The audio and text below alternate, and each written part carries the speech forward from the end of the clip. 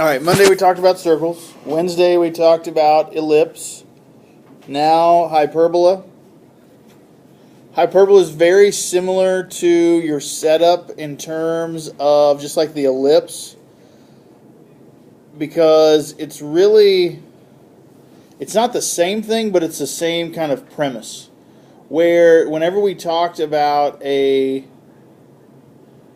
ellipse being like two parabolas that are cut and mirrored with each other, it's the same idea, but they're going to go with a hyperbola, they're going to go in opposite directions instead of so they're going to go like away from each other instead of towards each other. So with any hyperbola, it's basically it's a fixed distance from the foci, just like it was before. But you could draw, it's almost like you could draw like string art. You know what I'm talking about? Whenever you had like the nails. Like if you had a point from another and you could draw something like that's the same distance all the way around, and you could make basically a hyperbola.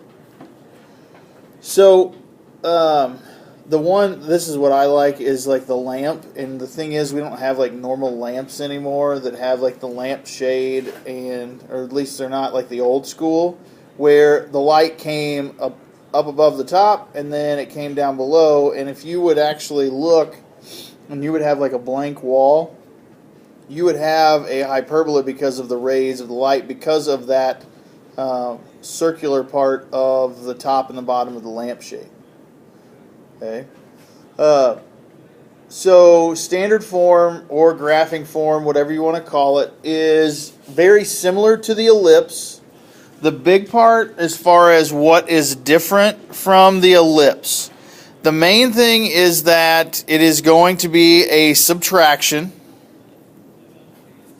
Okay.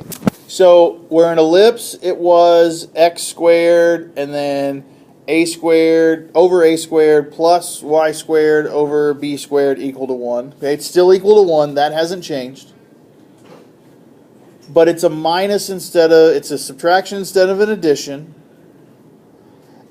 And instead of the a and the b moving, whatever number is in that first denominator spot is what it is. Okay? It's not that A is the bigger number now. It's not that B is the smaller number now. It's that A is first and B is second. So it kind of goes back to, not necessarily with the circle because we didn't have anything underneath, but your denominator is going to be fixed the entire time. It's not going to move. But if you notice up top of the second one,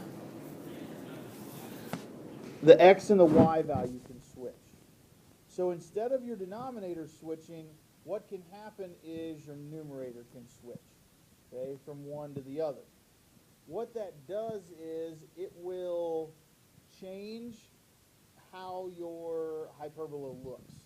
Okay? There's really kind of like there was an ellipse, there was either a horizontal one or there was a vertical one. Same way here with an ellipse, there's either one that is considered, or the way that I call it, it's either left or right, or it is top and bottom.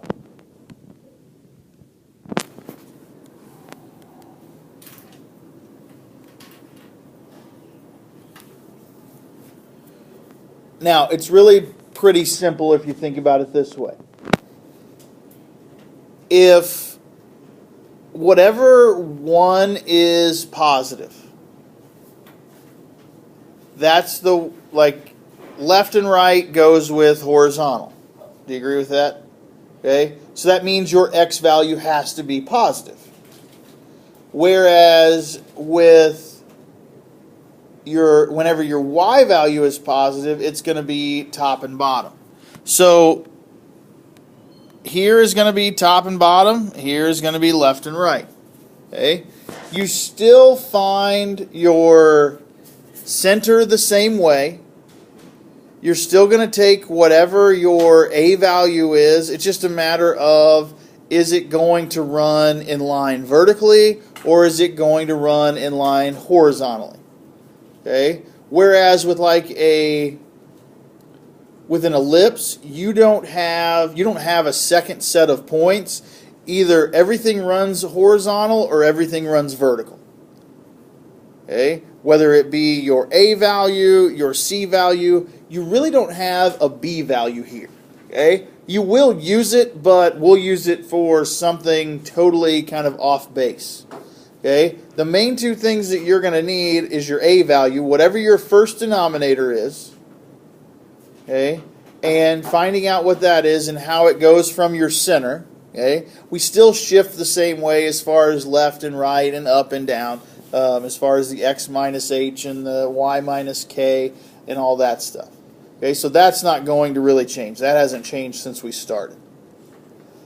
But really the only other thing that is different is for your foci. On Wednesday, whenever we did hyperbolas, okay, it was a squared minus b squared. Whereas here, it is c squared equals a squared plus b squared. Have you seen this, essentially, have you seen this formula before? What formula is this?